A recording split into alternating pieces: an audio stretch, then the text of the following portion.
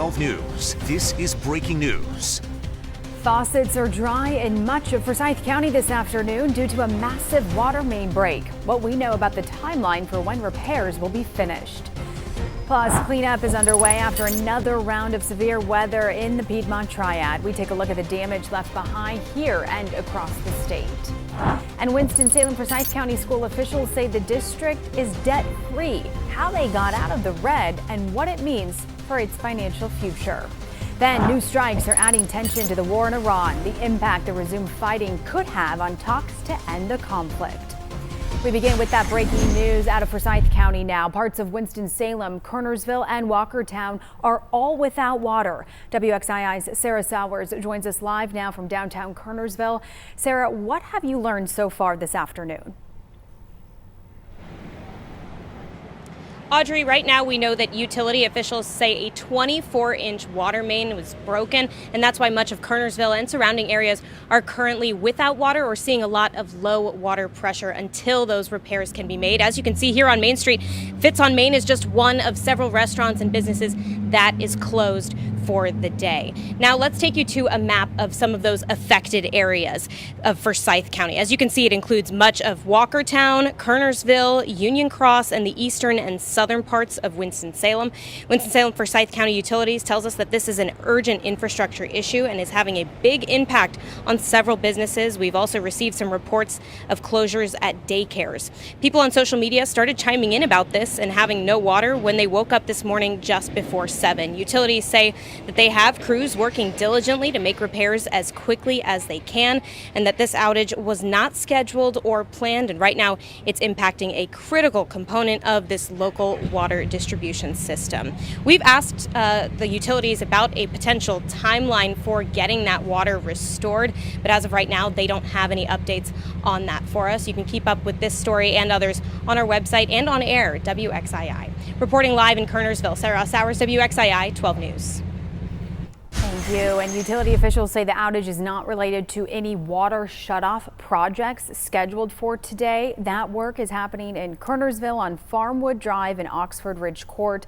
Water customers in those areas may experience service disruptions today. Work is expected to wrap up around 5 p.m.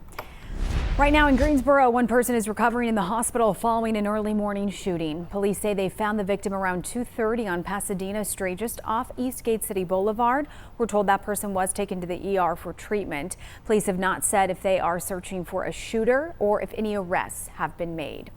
Gate City police are also looking into a crash that closed part of Holden Road overnight. This happened just before 3 a.m. between West Meadowview Road and West Gate City Boulevard. Officers tell us someone was hurt from the crash but did not reveal the extent of their injuries. That stretch of Holden Road is back open this afternoon. It's a cleanup day in parts of Alamance County following severe storms last night. We have some video from Greenwood Drive just north of Burlington. Our crew on that scene saw several trees that had been snapped in half. We also spotted a sparking power line that had been pulled down by the branches. Firefighters monitored the scene. Alamance County Emergency Services told us they received calls that were just routine and nothing extreme. Thankfully, they say no injuries have been reported. Storms also caused issues in other parts of our state. In Charlotte, rain was so heavy that it completely obscured the skyline for a time, as you see. And in Asheville, a city council meeting was put on hold because of a tornado warning. Council members and the public had to take cover. Let's take a look at the number of current power outages in North Carolina at this hour. According to the Department of Public Safety, more than 6,800 customers are still without electric service statewide. Most of those are in Buncombe, Cherokee, and Madison counties.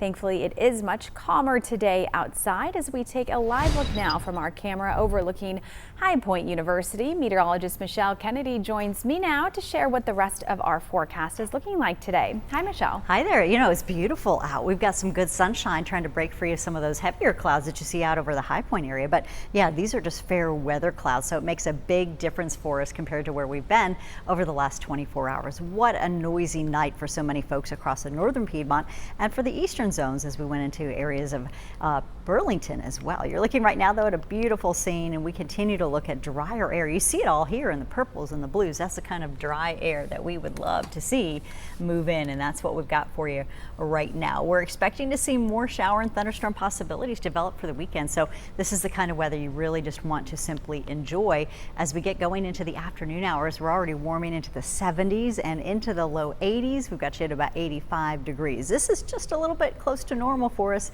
compared to where we've been in the 90s with the high humidity. This is going to feel very comfortable. Sunny and breezy for us too, and we're going to be looking forward to some gusty winds in the mountains. Some gusts there could be as high as about 30 miles an hour. We'll take a look at the winds and that hour by hour forecast that leads us into the weekend, where we have to talk about storm chances again. But great to have a nice break from all that severe weather. Thanks so much, Michelle.